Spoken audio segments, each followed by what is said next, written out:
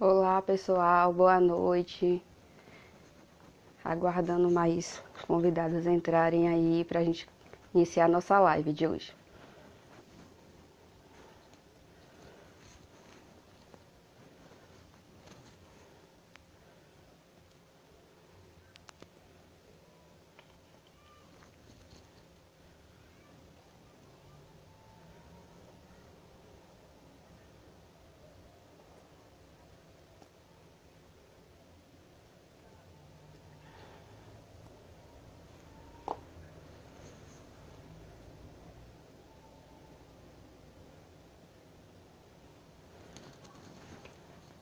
Boa noite para quem entrou agora.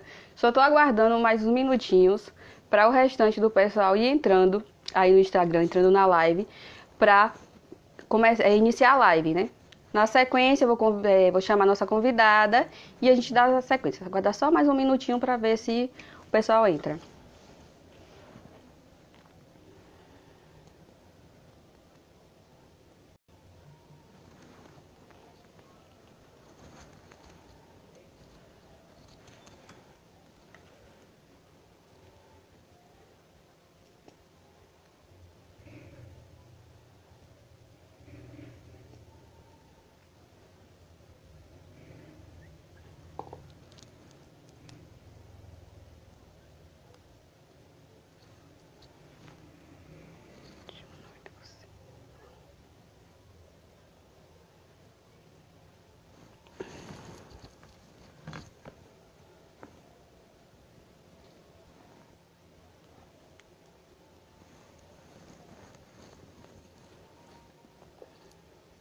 Só mais um minutinho.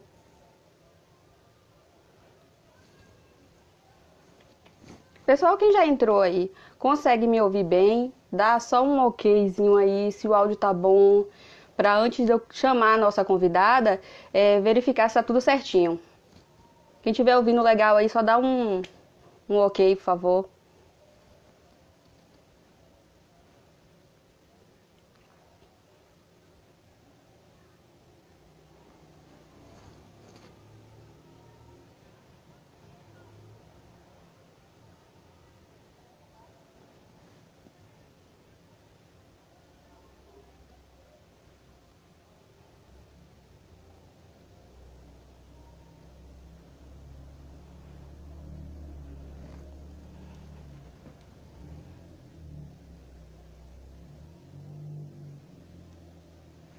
Certinho. Então, eu vou já começar. Eu vi que a nossa convidada ela já entrou na live e na sequência eu vou estar chamando ela para participar. Nós vamos iniciar agora, né, mais uma palestra do terceiro ciclo de palestras aí promovido pelo DA, do curso de administração da UNEB de Piauí. Hoje nós teremos como tema, né, dessa palestra, dessa live, o Covid-19 versus saúde pública. A nossa convidada de hoje, ela é enfermeira, Jane Cardim, né, ela é enfermeira e ela também é especialista em saúde coletiva. Na sequência eu vou convidar a Jane já para entrar na live e para a gente já começar.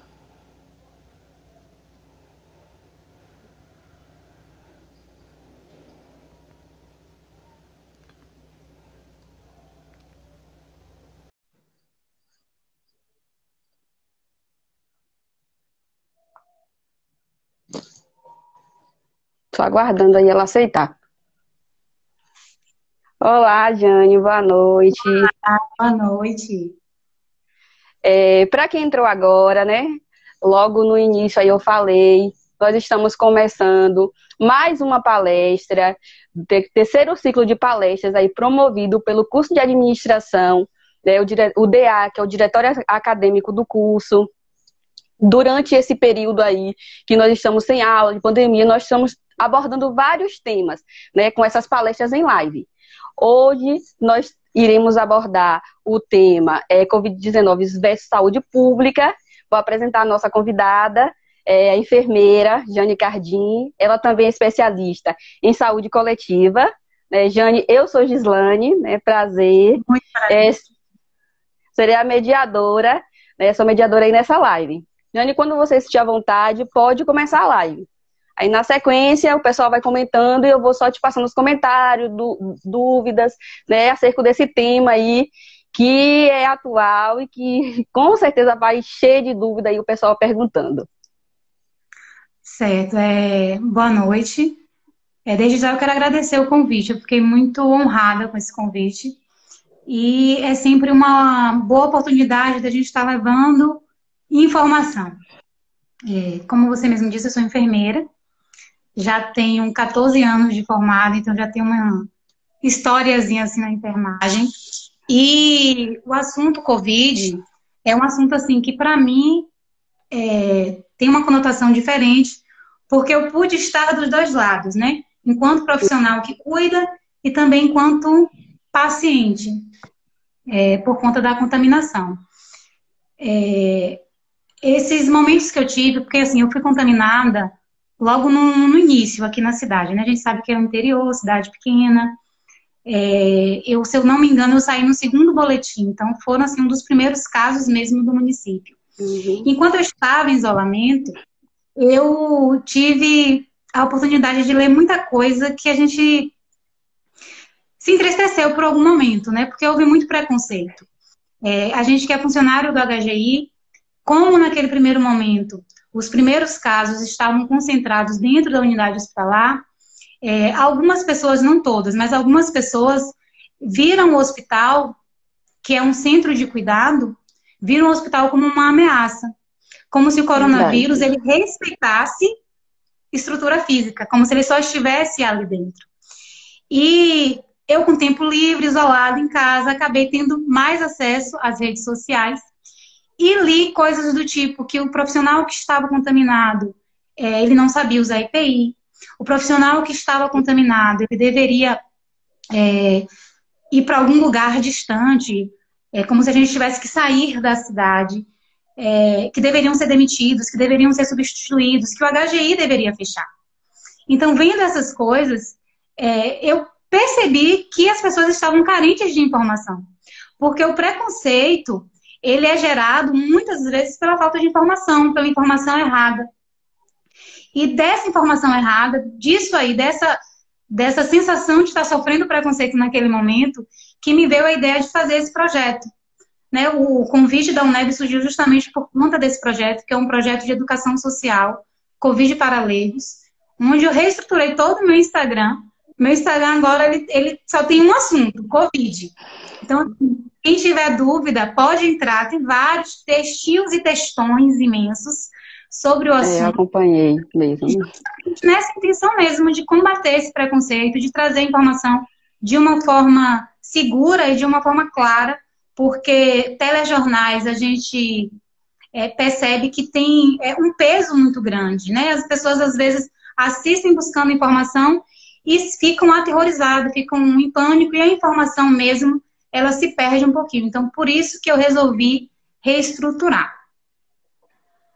Eu já estou vendo aqui, eu vou respondendo de acordo com o que E vocês forem falando, viu, gente? é, Eu já vi aqui a Amanda perguntando o que você... sabe, fica à vontade. o que eu senti, Amanda? Então, teve um primeiro caso aqui na cidade, e vocês vão lembrando, né? Que eu acredito que a maioria que Uhum. esteja aqui mesmo. Teve um primeiro caso de uma senhora da cidade, mas ela estava internada no hospital. Ela chegou no hospital encaminhada de uma clínica particular com uma cardiopatia. Veja bem, ela estava com problema no coração. E essa paciente, ela precisava fazer um procedimento que chama cateterismo. E ela ficou internada aguardando esse procedimento, que não é feito aqui, o procedimento é feito em outra cidade. Depois de 8 dias, ela informou que estava vindo de Salvador, ela não, porque ela era uma paciente bem debilitada. A família informou que a paciente estava vindo de Salvador. Naquele momento em Salvador já existia transmissão comunitária da Covid. A Covid não tinha chegado aqui na nossa região ainda. Então, com essa informação, ela, apesar de não ter sintomas da doença, ela foi considerada um caso suspeito. Antes disso, eu tinha dado vários plantões com ela. Então, a contaminação provavelmente aconteceu daí.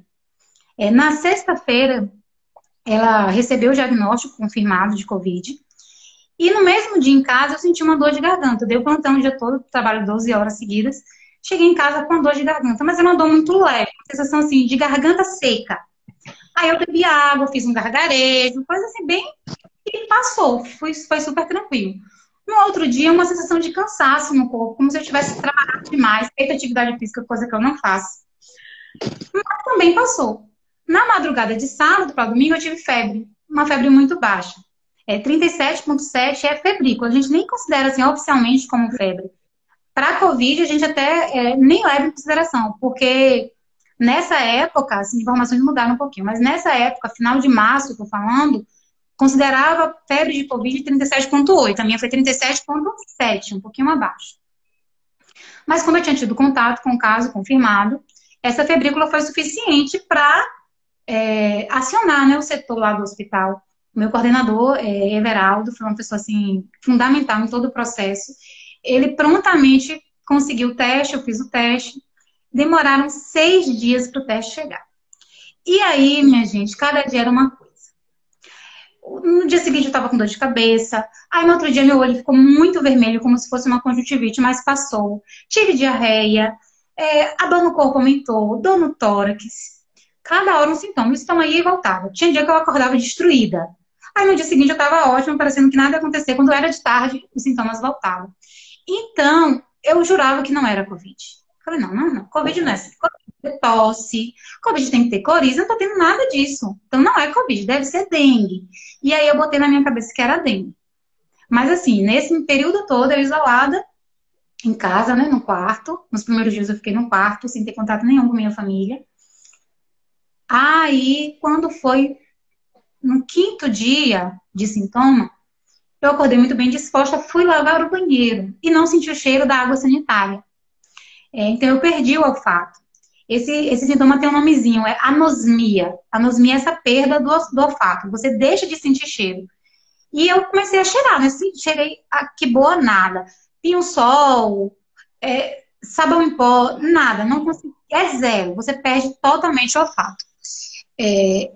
Lá, né, já era massa. Essa anosmia era um sintoma pouco conhecido naquele momento, mas eu já tinha essa informação. Então, por esse sintoma, nesse dia, no 5º dia de sintoma, eu tive certeza, falei, isso é Covid. Aí, quando saiu o resultado, foi só confirmar aquilo que eu já esperava, passei a esperar através desse sintoma de anosmia. E depois eu tive outros sintomas também, os sintomas eles continuaram evoluindo. Então, eu tive um sintoma que chama pressão torácica. Essa pressão torácica, uma colega minha falou bem assim, é uma sensação de abraço apertado. Sabe quando aquele amigo bem caloroso, que lhe aperta, que lhe tira o fôlego? É essa sensação. É uma sensação bem no meio do peito, como se realmente houvesse um peso. É muito desconfortável, não é um sintoma agradável. É o que eles chamam da falta de ar? Que as pessoas falam? Não. Eu tive a pressão torácica, que é essa sensação de aperto, e o desconforto respiratório. Esse desconforto respiratório, no meu caso, não foi aquela falta de ar de asma, né? Quem já teve asma, quem já presenciou alguma cena de asma, a pessoa fica aí também. Eu não tive isso, eu não tive essa ventilação mais rápida, essa respiração mais rápida. Mas eu tava assim, conversando e eu tinha que inspirar, fazer assim, porque faltava fôlego. Qualquer movimento que eu fizesse, faltava fôlego. Então, eu tive isso, esse desconforto. Eu não tive cansaço, propriamente dito. E tive taquicardia, muita taquicardia, que é quando o coração acelera. O coração começa a bater muito rápido. Então, é uma taquicardia. Eu tive esse sintoma durante alguns dias. Tive cefaleia, dor de cabeça. A dor de cabeça é uma dor de cabeça persistente, que você toma um remédio, ela não melhora. Dor no corpo. São vários sintomas, mas, assim, cada pessoa apresenta um sintoma diferente, não é uma regra, não é uma regra. Se você me perguntar assim, quais são os sintomas mais comuns? Os sintomas mais comuns continuam sendo os sintomas respiratórios, mas eu não tive tosse, nem tive coriza em momento nenhum. Eu só tive esses sintomas que eu tô relatando para vocês. Que naquele momento, como eu disse, isso foi 27 de março, meu primeiro sintoma. Naquele momento, as informações que a gente tinha não foram as mesmas que a gente tem hoje. Então, naquele momento, a gente estava aguardando pacientes com quadro respiratório, uma coisa mais clássica. E aí a gente foi descobrindo como eu tô falando sempre, que o Covid é ninja, ele não tem uma receitazinha pronta. Em cada pessoa, a depender do organismo dessa pessoa, a depender da carga viral, a depender de comorbidades, os sintomas eles vão também se modificando, se tornando mais intensos ou não. No meu caso, foi um quadro leve, eu não precisei de internamento. Também não tive lesão pulmonar, meu pulmão ele não foi atingido. Fiz tomografia, e a tomografia, graças a Deus, estava normal. O que mais? É, por enquanto, a pergunta só foi da Amanda, né? A Amanda que perguntou o que você sentiu naquele momento que você sentiu medo. Eu entendi que ela quis saber se você tinha medo, se você ficou assustada, qual foi a sua reação quando ficou sabendo que estava com Covid. Então, de sintomas que eu senti foram esses que eu falei. Em relação à reação emocional, o psicológico da gente, isso também varia muito de pessoa para pessoa. Eu tenho uma personalidade que me ajuda muito, porque eu sou essa pessoa tranquila, zen, que as coisas estão assim, sabe? Saindo um pouquinho do contexto, eu consigo me manter calma. Então, foi bem, bem tranquilo para mim. Eu não surtei. Eu já vinha me preparando desde quando lá na China começaram os primeiros casos, eu comecei a procurar por informações, as poucas que eram disponíveis. Então, eu já entendia que não era uma doença que significava morte. Então, era uma minoria das pessoas que evoluíam para a morte. Eu já entendia que por eu não ter comorbidade, isso também diminuía a minha chance de... Diminuía, mas não impossibilitava. Diminuía a chance de eu ser um caso grave. Então, eu fiquei tranquila, né? Nesses primeiros momentos, eu fiquei tranquila. A parte ruim mesmo foi a questão do isolamento. Não é fácil. Mesmo sendo essa pessoa tão tranquila e tão pragmática que eu sou, tem sim seus medos, tem seus anseios. Eu tenho 2 filhos, eu tenho uma filha de 3 anos e um filho de 6 anos. São bem pequenininhos. Eu já vinha conversando com eles novamente, né, assim, antes do adoecimento. Aqui na minha casa, antes de ter o primeiro caso, no início de março, eu já tinha estruturado minha casa, eu já tinha saído do meu quarto, já estava usando um outro banheiro, já tinha a área contaminada da mamãe, a área limpa. Então, eu já vinha trabalhando com eles. Só que quando eu tive que ficar isolada, porque a recomendação do Ministério da Saúde é que o isolamento seja feito da seguinte forma: a pessoa contaminada, ela deve ficar num quarto fechado, porta fechada e a janela aberta. E ela deve evitar sair desse quarto.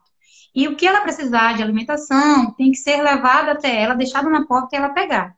Então, é realmente um isolamento recomendado, ele tem que ser feito o mais próximo disso. E aí, minha filha, lá, né, por alguns dias eu ainda consegui ficar sozinha no quarto. Mas chegou um momento que ela começou a ter um sofrimento psíquico muito grande mesmo. Ela chegou a deitar na porta do quarto. Nossa. Chorando e me chamando. Ela tem 3 anos, então ela não conseguiu. Por que a mamãe tá em casa? A mamãe tá dodói, tá em casa, mas ela não pode, eu não posso nem ver minha mãe. Aí, naquele momento, eu flexibilizei esse isolamento.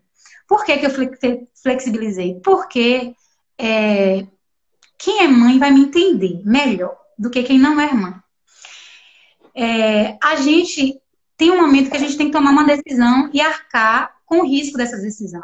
Então, eu tinha 2 decisões na minha mão naquele momento. Permanecer isolada, na tentativa, eu vou explicar por que tentativa, na tentativa de manter a minha família livre do vírus, né, de não contaminar a minha família, ou flexibilizar esse isolamento com cautela para amenizar o sofrimento psicológico que o isolamento estava causando. Então, eu tive que equilibrar as coisas entre sofrimento psicológico e risco.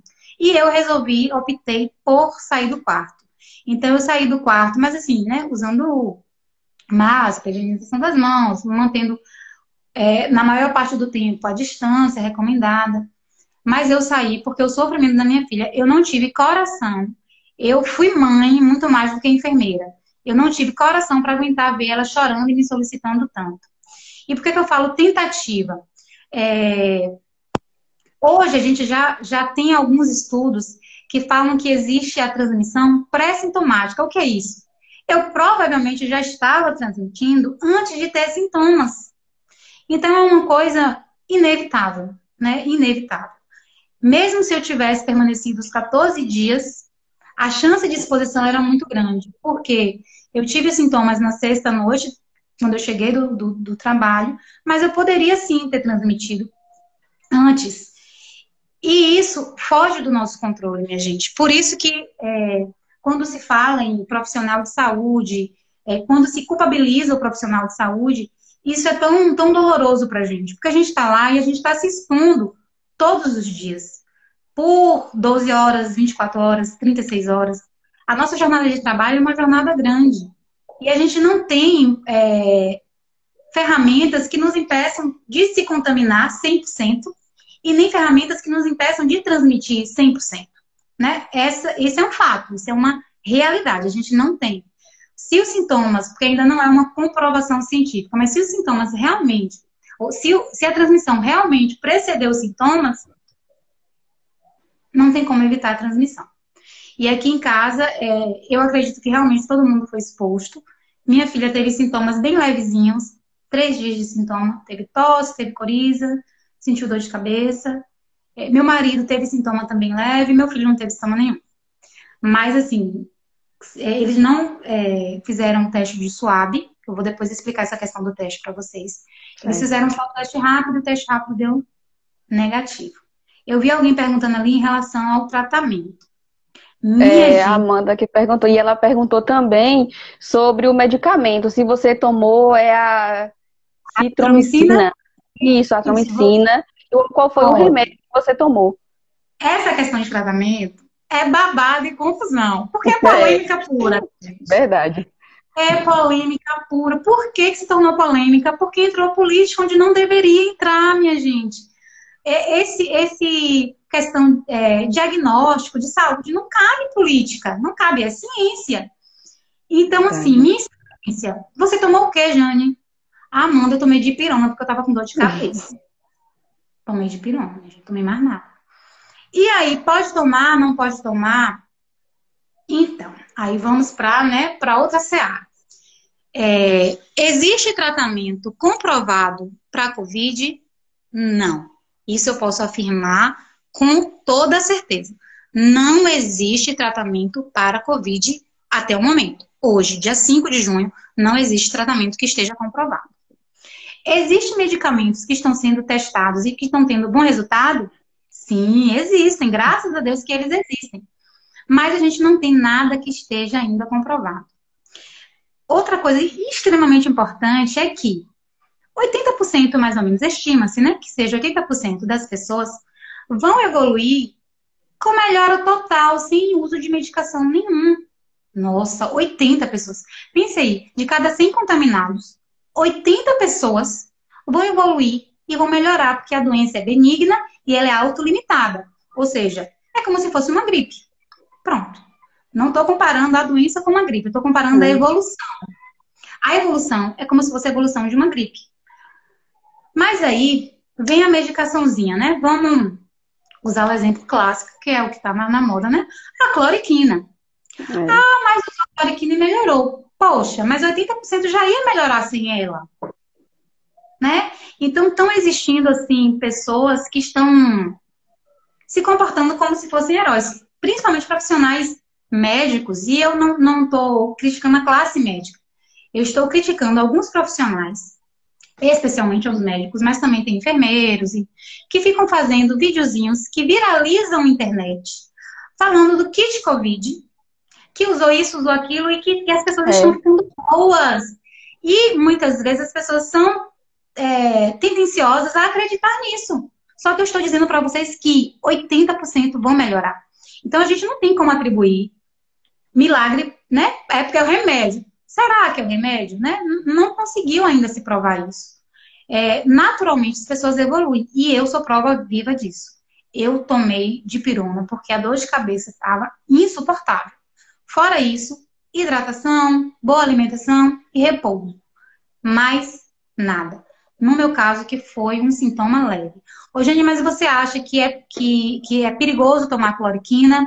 Sim, é perigoso. Minha opinião é que é perigoso. Por que é perigoso? Porque a cloriquina, ela sempre foi usada para um tratamento específico. E essas pessoas que usavam ela, né, para esse tratamento, eram pessoas que eram acompanhadas pelo médico. É diferente de você fazer um tratamento e fazer acompanhamento com o médico, de você chegar na farmácia, olha, eu quero tomar por conta própria. Se por acaso a pessoa que tomar, ela tiver arritmia cardíaca, o coração não tiver 100%, o uso da cloriquina pode ocasionar um aumento dessa arritmia. Tem uns termozinhos técnicos, mas assim, basicamente é isso. Se a pessoa já tiver uma predisposição a ter arritmia e tomar cloriquina, isso pode piorar. Então, a cloriquina é perigosa sim. Eu não posso afirmar em relação ao uso da cloriquina em unidade de terapia intensiva. Veja bem, aí já muda o contexto, já é totalmente diferente. Né? O paciente está lá, está com risco, às vezes iminente de morte, o médico já usou algumas vezes, teve bom resultado, quer usar de novo para ver se vai ter algum benefício ou não. É diferente, é totalmente diferente. Vai estar mais uma vez usando com acompanhamento médico.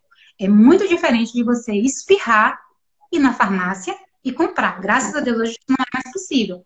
Mas existe sim ainda muitos profissionais prescrevendo a cloriquina para uso ambulatorial, que é aquele uso, como eu falei, que foi aquele meu caso, um quadro leve, que não precisava de medicamento, e o médico resolveu colocar a medicação como forma preventiva. Usar ela como forma preventiva é muito arriscado, né? A gente precisa esperar mais um pouquinho, ter um pouquinho mais de paciência. Caso se comprove a eficiência, ok. Mas até agora não tem nada comprovado. Pelo contrário, né? O que eu falo assim, hospitais renomados, como Albert Einstein, Sírio-Libanês, que são instituições que estão fazendo um trabalho de educação muito boa e eu tenho acompanhado muito. E eles são unânimes em dizer que não se deve usar, não agora. Então, assim, caso você seja um caso suspeito ou um caso confirmado, segura a mão um pouquinho, vá em um profissional bom, tire suas dúvidas. Não use porque fulano disse que funcionava. Minha gente, né? Vamos ter um pouquinho de senso crítico. Que a nossa ansiedade pela cura, porque existe uma ansiedade geral, mas que essa ansiedade não tire de nós o senso crítico, né? O bom senso. Será que realmente presta? Né? Será que tudo é uma questão política? Será que realmente existe essa conspiração toda, né? Que existe uma teoria da conspiração porque da farmacêutica, que é a indústria farmacêutica. Será, minha gente, que é isso mesmo, né? A gente vai se expor com tantas dúvidas e vai se expor a um tratamento que pode lhe prejudicar ao invés de lhe ajudar, né? Porque a cloroquina, assim, o mínimo que ela vai ser é ineficiente. Ou seja, ela não vai lhe ajudar em nada. Mas ela pode piorar, então tem que ter esse cuidado. A azitromicina, tem muita gente usando também. Existe, sim, um momento de entrar com a azitromicina, mas eu também acredito que esse momento não seja de imediato nos primeiros sintomas, por pressa, na tentativa de prevenção, porque a gente ainda não tem nenhum medicamento que seja comprovado que ele seja capaz de diminuir a replicação do vírus. E tem ivermectina, viu? Vamos ter confusão agora, porque ivermectina é aquele do momento. É verdade. Aí o povo fica assim, vou tomar, é pra piolho, né? Vou tomar. Meu querido, tome se você quiser. Mas assim, todo remédio, desde uma dipirona, tem seus efeitos colaterais, né? Então a gente tem que ter muito cuidado de onde está vindo essa orientação. A gente não pode, nunca, a gente não pode combater ciência com experiência individual. A ciência está dizendo, não tem tratamento. Mas se a fulaninha, o vizinho, tomou, meu filho, cortou os sintomas. Cicraninho tomou, e não pegou não. Todo mundo na casa dele pegou, menos ele. Isso são experiências individuais. Não se combate ciência com esse tipo de experiência. Assim como não se combate ciência com um videozinho que está viralizando no WhatsApp. Não se combate ciência com textinho de Facebook. Não se combate ciência com textinho de Instagram. Ciência é ciência, né? A gente não pode usar dessas coisas para questionar ciência, porque aí a gente vai retroceder muito, muito, muito, muito. Certo. E uma pergunta aí também que surgiu durante que você estava falando, que é a pergunta que não quer calar, né? Quem pegou o Covid, tá curado, mas está com anticorpos do vírus, que é o que a gente chama de IgG, e pode pegar de novo? Que é a dúvida. Então, essa pergunta é a pergunta de 1 milhão. Quem souber me responda, porque eu tô doida para ter essa imunidade, gente. Meu sonho é testar, comprovarem que eu tenho imunidade. Por enquanto, eu sigo me comportando no hospital como se nada tivesse acontecido, com todos os cuidados, com aquela máscara super confortável, só que não, aquele monte de EPI, isso horrível, mas eu sigo porque a gente não tem certeza de imunidade. Nenhuma certeza. Eu acredito, minha opinião totalmente empírica, né? Eu acredito que a gente tem imunidade porque nos países em que já houve o declínio da curva de transmissão, que a transmissão ela vai, né, aumentando no decorrer dos dias.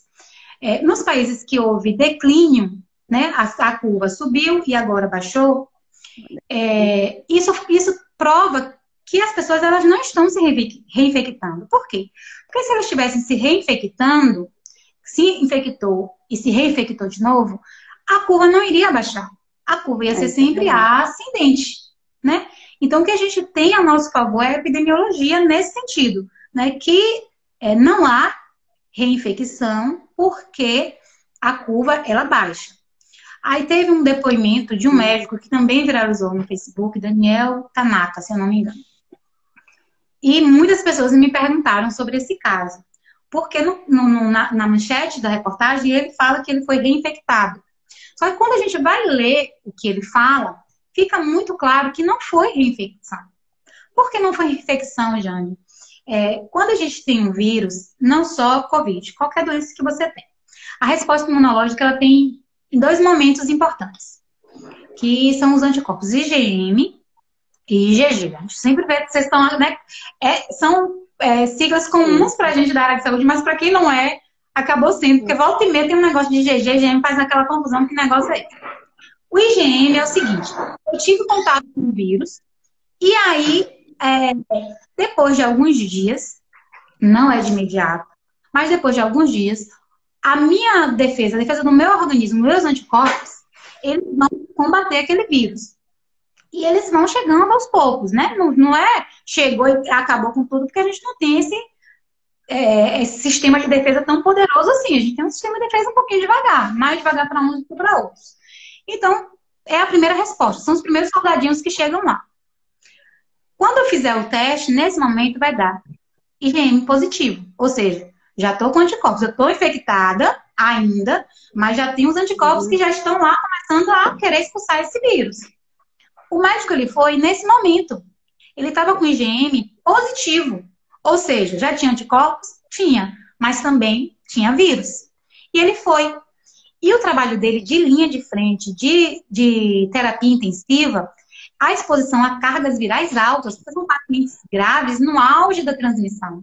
Então, tem uma carga de vírus muito, muito alta. Veja bem, ele não estava 100% recuperado. E ele se expôs. Ele, na ansiedade de voltar, de querer estar de novo ali à frente do hospital, ele retornou precocemente ao trabalho. E aí, como o retorno foi precoce, o que aconteceu? Os sintomas voltaram, né? Só tinha um pouquinho de soldadinho, que são esses IgMs. Entrou mais vírus. Acabou o soldadinho. Acabou o soldadinho. Os soldadinhos não conseguiram concluir o trabalho dele. Então, não foi infecção. Vocês compreendem? Não foi infecção, porque ele ainda estava infectado. Então, até agora, a gente não tem... Tem casos isolados de possibilidades, mas, assim, comprovação de reinfecção não tem. Não tem comprovação de imunidade, mas também, até o momento, a gente não tem comprovações de reinfecção, a não ser esses casos que surgem, esse especial, que eu estou citando um exemplo para vocês, esse, para mim, ficou claro de que não foi reinfecção, porque ele mesmo fala que ele retornou antes do IgG positivo, ele retornou, deixa claro que só o IgM estava positivo e que ele não poderia aguardar porque ele estava muito ansioso. E é um cuidado que a gente, como profissional de saúde, precisa ter. A gente precisa ter muito esse cuidado. Eu fiz, né, depois desse relato, porque o relato, para mim, foi um relato emocionante, por já ter sido paciente também, né? Que ele coloca paciente por 2 vezes. E eu já fui paciente também. E no texto ele fala que ele foi sentindo sintomas e ele foi ignorando. Ele teve febre, ele teve dor no corpo. Aí chegou um momento que ele falou, só Deus e eu sei como eu estava lá. Só estava minha alma. Porque ele já estava tão debilitado, mas ele insistia, ele não queria aceitar o pé. Porque a gente que é profissional de saúde, eu vi já algumas colegas minhas aí, vão me compreender bem. A gente que é profissional de saúde, a gente tem essa mania, esse grande defeito de deixar o autocuidado para depois, né? No plantão é assim, daqui a pouco eu bebo água. Passou 12 horas e eu não bebi um copo de água. Daqui a pouco eu vou no banheiro. Não, peraí, não, eu vou depois. E infecção urinária, sabe? Porque a gente nunca vai. E agora com esse monte de EPI, a gente vai menos ainda. Isso de ignorar os sintomas, ignorar os cuidados, isso acaba deixando a gente ainda mais vulnerável. Foi o caso clássico desse médico. Ele ignorou os sintomas e por isso, talvez, que ele evoluiu com tanta piora, que ele evoluiu tão mal. Então, a gente tem que aprender a ser prioridade. A gente tem que aprender, porque a gente não vai vencer essa guerra se a gente não tiver linha de frente saudável. É verdade. A gente não vai vencer. Então, nesse momento, em especial, a gente tem que ser prioridade e se comportar como prioridade. Não ficar deixando o autocuidado para daqui a pouco. Uma outra pergunta que teve aí, Jane, é acerca dos testes rápidos. Tamires perguntou se o teste rápido ele é eficiente, se ele é eficaz. Se nós podemos acreditar realmente no teste rápido. Por exemplo, eu tive uma situação no meu trabalho que eu tive contato com uma pessoa que foi contaminada. Daí eu fiz o teste e o meu deu negativo. Naquele momento eu fiquei tranquila, só que aí depois a gente vê tantos comentários. Ele não é eficiente, você pode estar com vírus e não ter dado. Que começa de novo a ficar aquela confusão na sua cabeça, né? Então, primeira coisa que eu quero deixar muito claro. A clínica, ela é soberana sempre. Sempre a clínica será soberana. O que é isso? Né? O médico, a avaliação médica, ela está acima de resultados de testes e resultados de exames. Isso não é específico para a COVID. Isso é para a saúde de uma forma geral. Dito isso, a gente tem que entender que qualquer teste de diagnóstico ou outros tipos de testes que são só de suporte, eles têm uma possibilidade de falha. Isso em todos, gente. 100% deles vai ter uma possibilidade de falha, sim. O teste rápido, logo quando iniciou os testes rápidos, a gente teve uma marca, que era uma marca assim, com uma validação muito ruim. Depois foram chegando outras marcas, porque também vai depender de marca para marca. Tem marca que é melhor e tem marca que realmente não dá para confiar. Você tem que ir pelos seus sintomas, pela questão de exposição epidemiológica, porque o teste isoladamente, ele pode ser muito falho, muito falho. Mas, de forma geral, os testes rápidos, eles são bem validados. Só que, assim, teste rápido, ele tem um momento certo para fazer. E isso é muito importante. Porque, assim, já existe essa possibilidade de falha, que não é uma 50% é falha. Não, não é. A depender da marca, essa validação pode ser 96%, 97%. Então, é uma boa validação, né? Não é uma validação tão ruim, a depender da marca. Mas ele tem que ter um momento certo para fazer. Se você fizer precocemente, pode dar negativo. Se você fizer tardiamente, também pode dar negativo. Então, qual é o período ideal? O período ideal hoje que a gente tem é a partir do 7º dia, de preferência no 10º dia. Por quê? Porque nesse 10º dia, provavelmente, você já vai ter a resposta imunológica que eu falei, né? Que vão chegando aos poucos. Já vai ter uma quantidade maior de anticorpos, então ela vai ser mais facilmente detectada. Então, o teste rápido é válido, sim, mas é importante que ele seja feito no momento certo. E, de preferência, também com uma marca que seja uma marquinha um pouquinho melhor, uma marca bem validada. Porque tem marcas no mercado que não são tão boas quanto outras. O que a gente percebe, às vezes, é que, por exemplo, o que está acontecendo? A pessoa chegou na UPA. Vou dar um exemplo da nossa cidade. Não trabalho na UPA, viu, gente? Trabalho no Hospital de Ararapiauí. Mas, assim, a pessoa chegou na UPA... eu tô com tosse, tem 3 dias com tosse.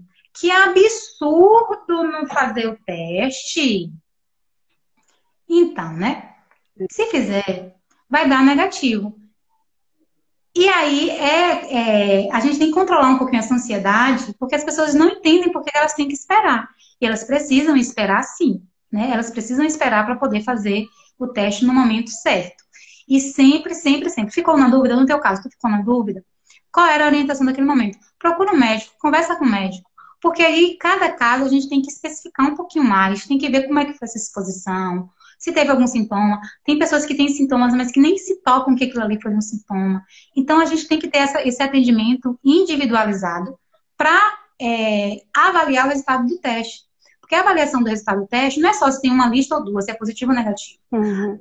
A avaliação do resultado do teste, ele engloba critérios clínicos e epidemiológicos. Então, só o profissional de saúde realmente habilitado que ele pode te dar esse resultado. Porque não é tão assim, 1 mais 1, 2, entendeu? Entendi sim. Lore perguntou assim, mas se tiver numa fase mais aguda, já no 10º dia pode dar negativo? Pode dar negativo, pode dar. Se for numa fase aguda, mesmo no 10º dia, o anticorpo ainda não vai estar em volume para dar positivo. O teste ele pode dar negativo. Por isso que eu estou falando tanto essa questão da clínica, entendeu? Aí o profissional pode lhe orientar, não, você volta na próxima semana, volta daqui a 3 dias, refaz o teste daqui a 4 dias, ou você pode ter indicação de fazer o SWAB. Então, tem que ter, gente, essa avaliação individualizada, ela é importante. A clínica vai ser sempre soberana a qualquer teste. Entendi. Na verdade, ela fez uma colocação, acredito que ela também seja profissional da saúde, porque ela colocou que já teve muitos pacientes na clínica com teste rápido negativo, né? E ela coloca também que é perfeita essa colocação que você está fazendo aí, né? Em relação a esses testes. Tamires diz, se o teste der negativo, a pessoa está liberada do isolamento, ela não vai apresentar mais sintomas ou ainda está com o vírus. Que é essa questão também que a gente fica se perguntando. Por exemplo, eu falei que eu tive contato, não foi um contato direto, foi um contato indireto com essa pessoa. Quando nós descobrimos que ela teve, na verdade, ela não estava mais com o vírus ativo, quando ela foi testada, foi por causa de outra situação, já por um contato com uma pessoa que estava com o vírus ativo, o dela deu o IgG, né, que quando fala que acho que não transmite mais, só que todas as pessoas que tiveram contato com ela nos últimos 14 dias foram testadas, e eu estava entre essas pessoas. Quando nós fizemos o teste, foi na empresa, 2 pessoas que tiveram contato com essa pessoa, elas também testaram para o IgG, né, que elas também tiveram contato com o vírus. No meu caso, não. Eu não tive contato com esse vírus até aquele momento. Eu testei negativo. Aí eu fiquei no início, eu falei, não, se eu tivesse tido contato com o vírus, possivelmente o meu teste também daria, né, aí o IgG. Mas as pessoas que tiveram contato e também foram diagnosticadas com o IgG, elas foram liberadas para continuar no convívio das outras pessoas. Aí nós ficamos com essa dúvida lá. Elas realmente não transmitem mais? Nós não corremos risco em estar em contato com essa pessoa? No momento, a gente até depois se coloca assim, nossa, será que foi um preconceito? Será que eu estou, de uma certa forma, ofendendo o colega? Mas o vírus, ele é uma coisa muito nova. Então, assim, qualquer informação que a gente tem, né, hoje uma informação, amanhã outra, a gente acaba ficando confusa. E até ser esclarecida por um profissional da saúde, muita coisa passa na nossa cabeça. Na verdade, até os profissionais de saúde, justamente por ser tão novo, eles não conseguem se alinhar. Não vai ter uma resposta pronta para essa pergunta. Não vai ter. Vai ter interpretações de informações, de evidências que a gente tem até o momento. O que aconteceu no seu caso? Você foi exposta, não teve sintomas nenhum. Não. E depois de quantos dias da exposição tu fez o teste rápido? Depois de 14 dias, isso. Isso. O vírus, depois da exposição, tem um período de incubação. Esse período de incubação, ele varia muito. Ele varia de 1 até 14 dias, mas em média ele é 5 dias. Então a gente vence aí o período de incubação. De sintomas, ele tem mais um período médio de 14 dias. Então pode ser que a sua testagem tenha sido precoce, né? Pode ser. Dá para ter certeza? Não dá. Não tem como ter certeza, não tem como. Porque nem todo mundo, não existe a certeza de que você foi realmente exposto ao vírus, né? existe uma suspeita, mas não existe uma certeza. E não tem como ter essa resposta pronta para tudo. Provavelmente, se tu tivesse ido para algum médico, ele teria te indicado a retestagem depois de alguns dias, entendeu? Voltar com IgG positivo também é um assunto para a medicina muito polêmico. IgG, IgM eu já falei que são aqueles primeiros soldadinhos que chegam, né?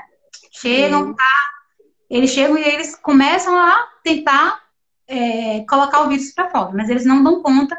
Depois tem uma outra resposta, que é a resposta do IgG, que ela acontece a longo prazo.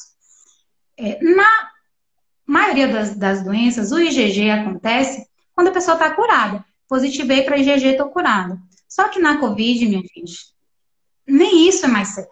Né? Uma coisa que era certeza, hoje não é mais. Por que não é mais? Porque tem pacientes que fazem o teste rápido ou o teste sorológico, que o teste rápido é um teste sorológico, mas pode ser na veia também. E aí faz o teste, dá lá, IgG positivo. Opa, tá curada. Quando vai fazer o SWAB, que é o teste que detecta o vírus, o SWAB também dá positivo. Ou seja, ela está com resposta imunológica tardia e ela está ou pode estar também com o vírus. Então, não existe um consenso. Mas o ideal mesmo seria fazer o teste de SWAB. A cura da Covid é uma cura clínica. Quando a pessoa está 3 dias sem sintomas, isso é o protocolo do Ministério da Saúde. É o protocolo de que não precisa de teste, né? Você ficou 3 dias sem sintomas. Você está curado e você pode retornar ao trabalho. Mas o mais seguro, o ideal, seria se houvesse o teste de SWAB. Por que o do SWAB? Porque o SWAB vai detectar se eu estou com vírus ainda em via respiratória. Se eu não tiver com vírus em via respiratória, significa que eu não vou estar mais transmitindo. Então, a segurança maior é o teste de SWAB do que o teste rápido. Muita gente, muita empresa, órgãos públicos não estão liberando com IgG positivo, só liberam depois que o teste rápido dá negativo. Porque o IgG positivo não é garantia 100% de que aquela pessoa não esteja mais contaminada, que ela não esteja mais transmitindo. Existe uma grande possibilidade disso, mas não é 100%. Então, padrão ouro, SWAB, para poder dar essa garantia. Só que, assim, muitas empresas, elas usam esse outro critério, que é, mesmo com IgG positivo, a pessoa volta a trabalhar. Que foi o caso, né? Que aconteceu na sua empresa. E aí, Tamires perguntou o seguinte, né? Mesmo eu fazendo o teste rápido, o meu deu negativo, mas eu estou com sintomas característicos do Covid. Eu posso sair do isolamento? Não. Se você está com sintomas, a clínica é justamente isso. A clínica é a parte de sintomas. Se você está com sintomas, fez o teste rápido negativo. Quando você fez esse teste rápido, você fez no 10º dia, fez depois do 10º dia, fez muito antes, fez muito depois. Quando você fez esse teste? Então, isso aí a gente já vai começar a considerar. O teste, ele vai dar um suporte. Mas se a pessoa faz o teste e ela está sintomática, ela não deve sair do isolamento, não. Ela deve procurar um médico. Ela deve procurar um médico para fazer uma avaliação e ver se não existe a possibilidade de fazer o SWAB. Essa questão do SWAB, que é o teste, a gente chama de RT-PCR, é o teste mais específico, né? Veja bem, ele é o teste que pega o vírus, ele não pega só a resposta, ele pega o vírus, pega no flato. Só que esse teste, ele não é disponibilizado para a comunidade toda, não é. Ah, mas que absurdo, é um absurdo, minha gente, mas não é, e a gente tem que trabalhar com os fatos. Por que não é? Isso não é um problema da Bahia, não é um problema tampouco de Piauí, e Piauí é uma das cidades que tem testado mais. Não é um problema só do Brasil, é um problema mundial, é a falta de insumo, falta de material para fazer a coleta. Verdade. Então, por conta dessa falta de material, cada governo teve que estabelecer um critério, porque não podia abrir para todo mundo e acabar. A gente já não teria mais nenhum teste. E aí? Chegaríamos, né, no pico da doença sem teste. Então, teve alguns critérios. E esses critérios, ele abrange uma minoria da população. Então, infelizmente, a minoria da população vai ter acesso ao teste que é padrão ouro para diagnóstico de Covid.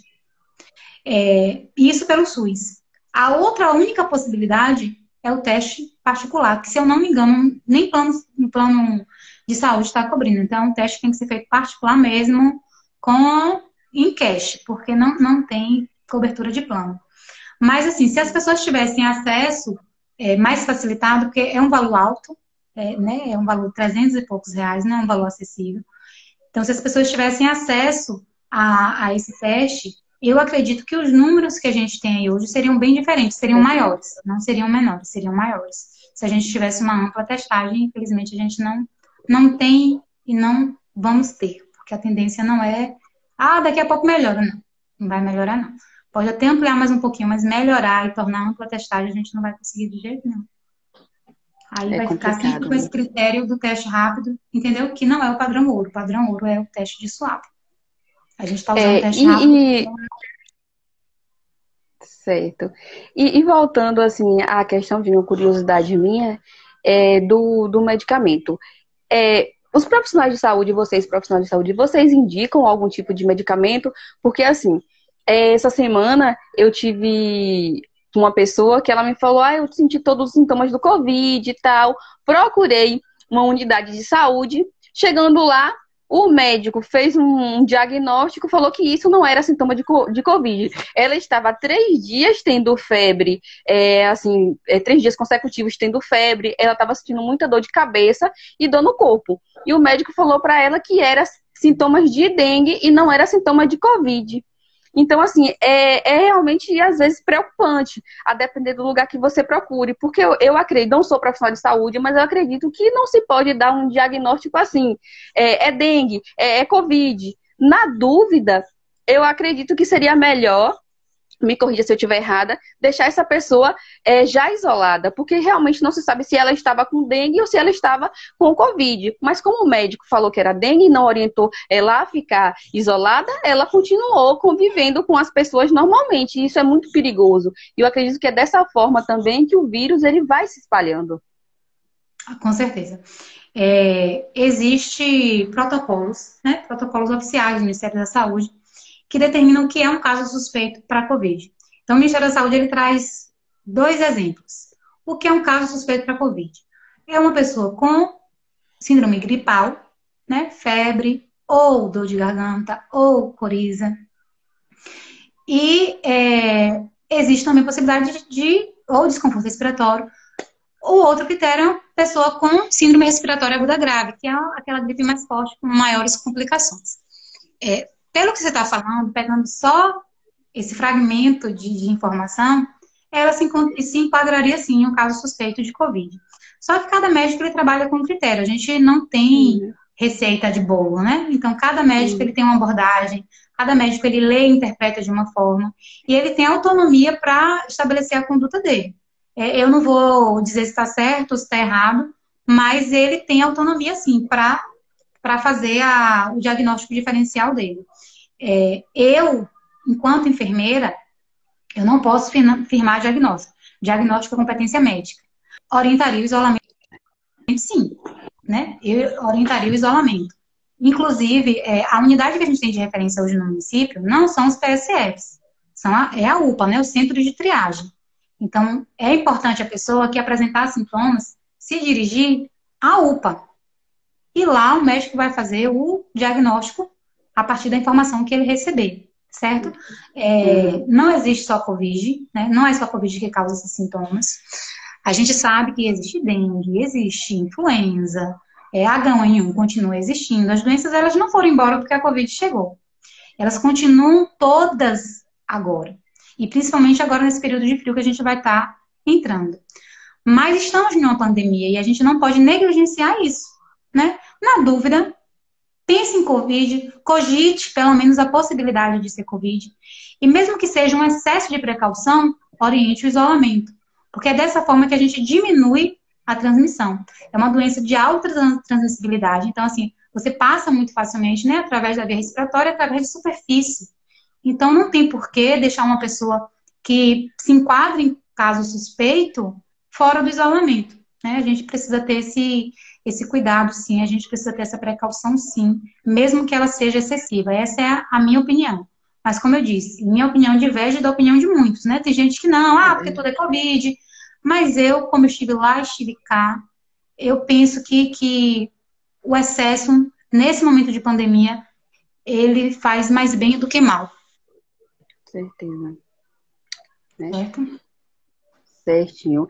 E eu queria que você falasse também, assim, até para tempo de informação, eu sei que tem muita gente que já sabe dos cuidados diários, da higiene, mas é sempre bom a gente reforçar, né, quais os cuidados Uhum. que a gente tem que ter. Aí a gente vê que desde quando começou o Covid, nós temos várias orientações, na TV, né, programa, você abre o Instagram, você já vê lá, higiene suas mãos, tudo. Mas é sempre bom ser orientado por um profissional da saúde, porque muitas vezes a gente vê vídeo no WhatsApp, no Instagram, mas as pessoas nem são profissionais de saúde. Às vezes ensinam a fazer da maneira errada, né? Tem gente que fala assim, utilize a máscara, mas como é o jeito certo de colocar a máscara, tirar a máscara, se você puder orientar também, é sempre bom É, ter mais conhecimento em é. relação a isso.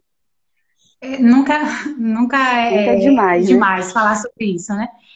Mas agora, nesse momento, eu acredito que as pessoas já têm uma boa informação Uhum. e que mais importante nesse momento agora, a informação que eu tenho que dar e reforçar é, gente, não passou.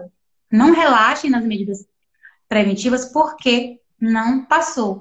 E a tendência é que com o passar dos dias a gente começa a relaxar mais, né? Eu lavava minha mão com Isso. mais frequência, eu continuo lavando. O álcool eu continuo usando quando eu tô fora de casa. Tô tendo cuidado com as maçanetas, com o corrimão, com os meus tapetes. Eu continuo mantendo os cuidados, entendeu? Isso é Porque quando a verdade. gente recebe aquele impacto, bum, tá morrendo gente de Covid. A gente se assombra e a gente fica meio que paranoico e que faz tudo direitinho. Mas os dias vão passando e a gente começa a relaxar. A gente começa a se acostumar, né? Teve uma fala de William Bonner que viralizou também, que a gente se acostuma até com os números de mortos, né? Nos primeiros Isso é óbitos, verdade. morreu 5 pessoas. Ai, meu Deus, morreu 10. Ai, que tristeza. Agora morreu 1.000. Oh, morreu 1.000. A gente vai tornando tudo muito natural. Então, a informação, a medida preventiva maior, protetiva maior desse momento é não relaxem. Não relaxem porque não passou. A gente nem sabe se a gente já chegou no pico. Porque a gente estima-se que ainda não. Mas, assim, essas estimativas, elas são feitas com base em variáveis que a cada dia mudam. Então, a gente não tem essa certeza se a gente já chegou no pico. Então, não relaxem, continuem sim lavando suas mãos com frequência, continue não entrando em casa com os sapatos, tirem as roupas, estabeleçam, mantenham estabelecido área contaminada de área limpa. Não relaxem, não relaxem.